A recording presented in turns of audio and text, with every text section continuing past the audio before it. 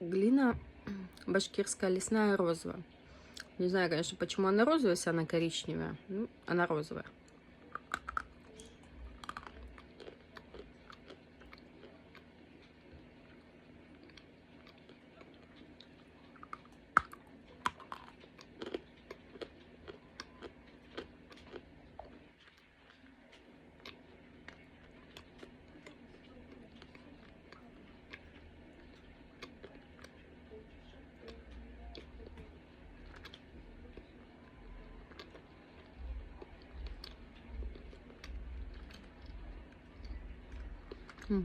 Плотная, хрустящая, жирная.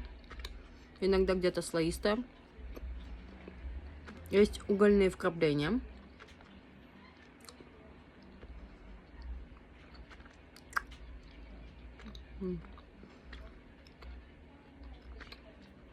Вкус у нее прям лесной.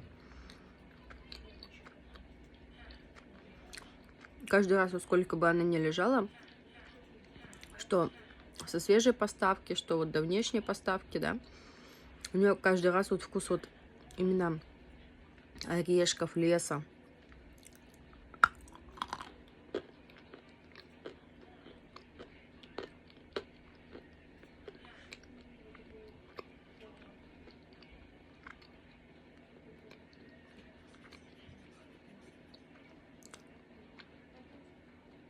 Залипает, жирная.